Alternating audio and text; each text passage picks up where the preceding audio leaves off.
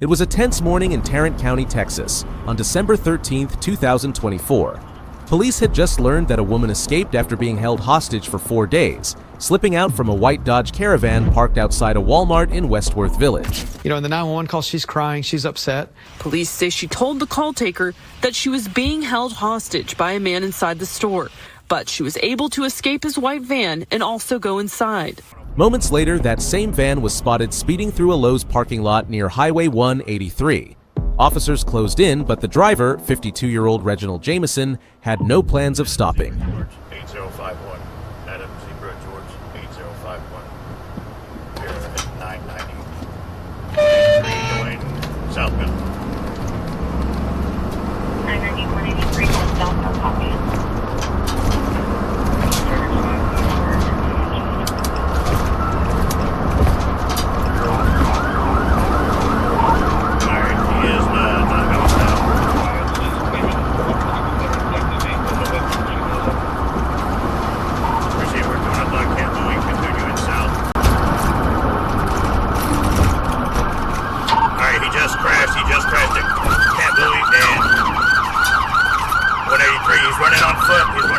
At the intersection of Altamere Drive and Camp Bowie Boulevard, Jameson blew through a second red light, and this time the van slammed into 2 uninvolved vehicles.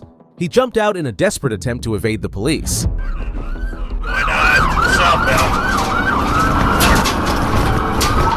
He's going behind Murphy gas station. Going over by the Burger Street. He's got a blue sweatshirt on, Under Armour. He's circling back to the... Get out! Put your hands behind your back! Hands behind your back right now! I got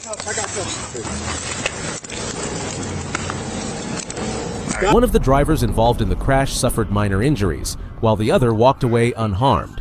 No officers were hurt. Jameson was booked into the Tarrant County Jail, facing charges of kidnapping, assault by strangulation, felony evading, and failure to stop and render aid, along with a felony parole violation out of Wisconsin. The woman he held captive was safely recovered. Her name hasn't been released. Nearly a century ago, the quiet township of Bath, Michigan became the site of the deadliest school massacre in U.S. history. And while the town looks peaceful today, it doesn't take much for that calm to shatter, especially when trouble comes roaring down the road. On October 6, 2025, Livingston County deputies spotted a vehicle traveling above the posted limit on I-96. Turns out this vehicle was wanted out of Bath Township in connection with a domestic violence case. When deputies moved in for a traffic stop, the driver floored it in an attempt to escape. Minutes into the pursuit, the driver crossed the median and entered the oncoming lanes, forcing several vehicles to swerve to avoid a collision. 93, I'm in the left lane, eastbound. Sun is clear, westbound, eastbound lanes. 93, I'm in the left lane, eastbound. Clear, eastbound, left lane. Going the wrong way, getting off at Fowlerville now, in the grass area. Coming up Fowlerville. Clear coming Fowlerville.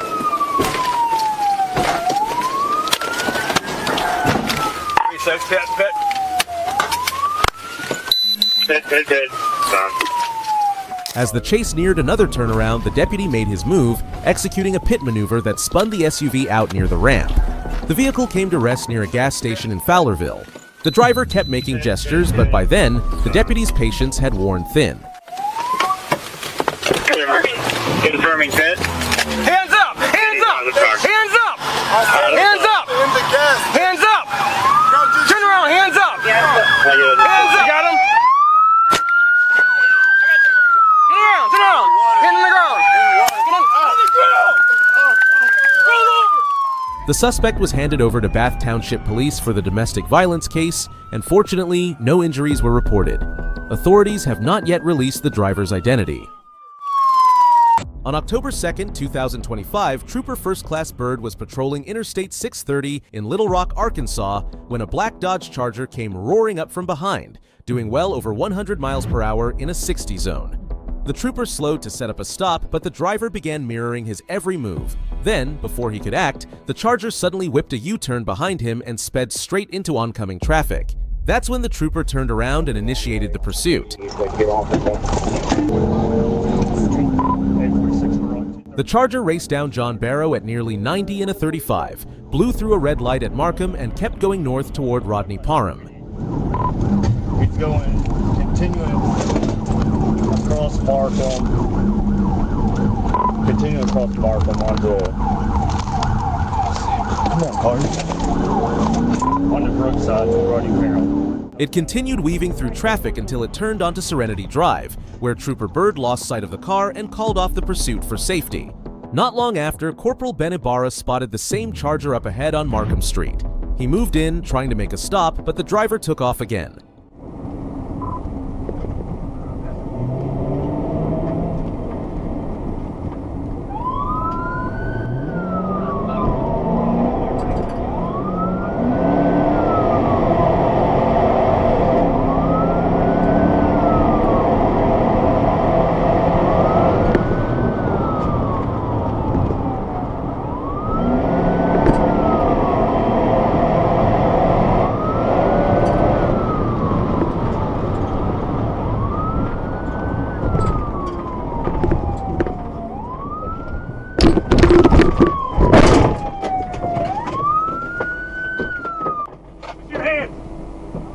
Give me your fucking hands! Quick, keep them up! Keep them up! Keep them up! Shut the fuck up and keep them up! Shut the fuck up, keep them up!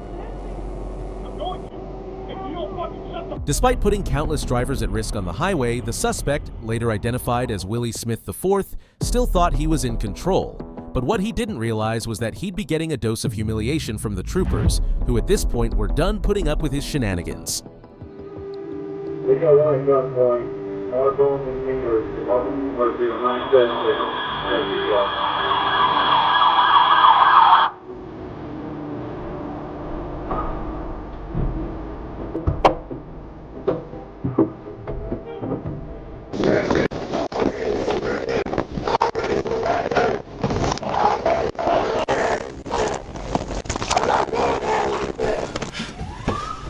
Get in the car.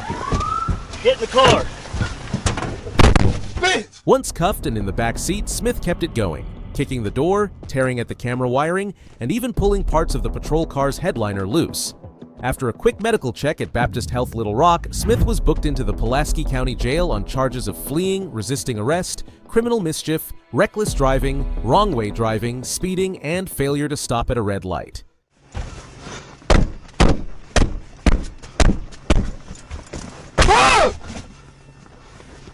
Fucking hate white people, man. Fucking kill me now. Hurry up and kill me. I'm already ready to die. I don't care about my life, man. Do it.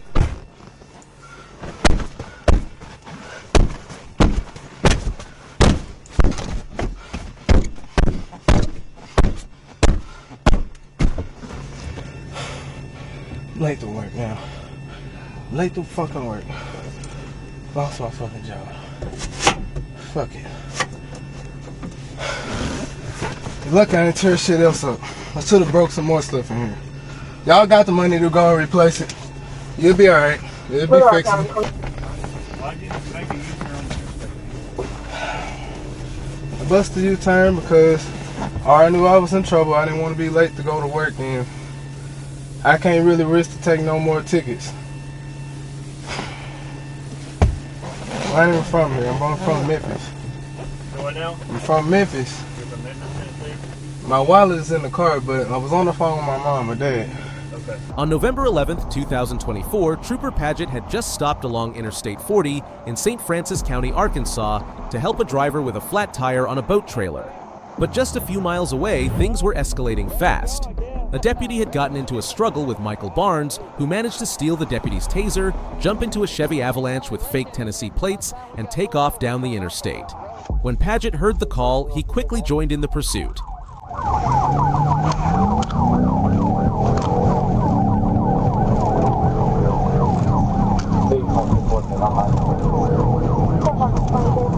Francis County is 1037 eastbound on I-40.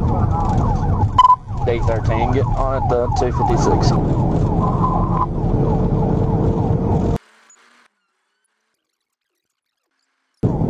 Yeah, 13 primary. 13 primary.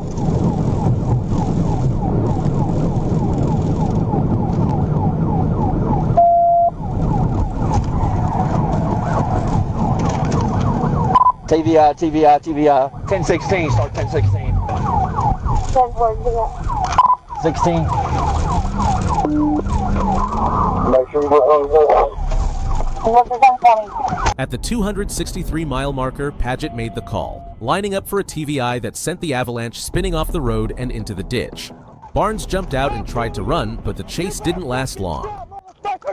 You're a gunpoint! I'll shoot you! I will shoot you! I will shoot you! You better stay where you fucking are! You better not even fucking sneeze! You better stay where you fucking are! I'm watching you! You better... Oh, we ain't talking no more. Get your ass up. Get up. The passenger, Minnie Collins, cooperated and was released after being checked by medics. Inside the truck, deputies found open containers of alcohol. Barnes was taken to Forest City Medical Center, then booked into the St. Francis County Detention Center. He was charged with DWI, fleeing by vehicle and on foot, resisting arrest, reckless driving, driving on a revoked license, and fictitious tags, among others. Just after midnight on March 20th, 2024, deputies in Saline County tried to stop a blue motorcycle near Arch Street and North Spring Lake, just south of Little Rock. The rider refused to pull over, and Arkansas State Police soon moved in, intercepting him on Interstate 530 South near the 3-mile marker. The initial call to us, it was pursuit within 10.0. I'll stay with that. At first, the bike played it cool, sticking right around the speed limit even with troopers pulling up beside him with lights flashing. But once they tried sliding in front to box him in on I-30, the switch flipped. The rider hit the gas, weaving through closed construction lanes, tearing down the shoulder, and then blasting onto Highway 67 at more than 130 miles an hour.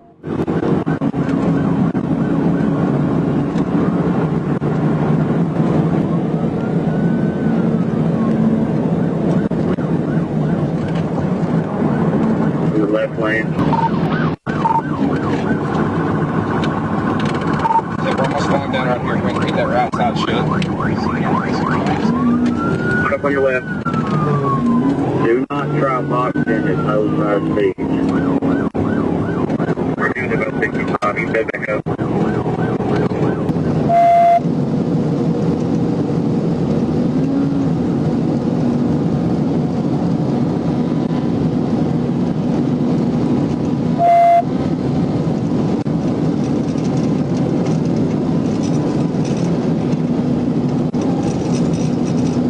Try boxing it when it stays in.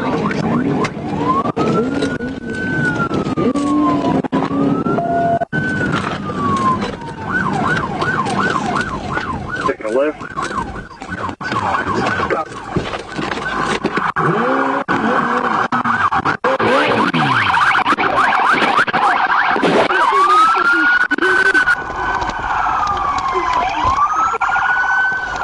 Let me see your hands.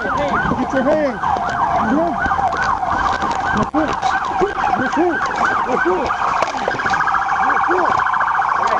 Hang on, we gotta pick the bike up. Hang on, let's gotta pick the bike up.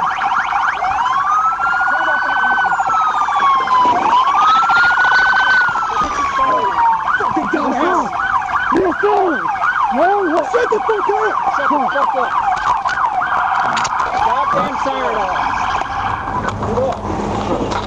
Sir, yes sir! Sit up! Yes sir!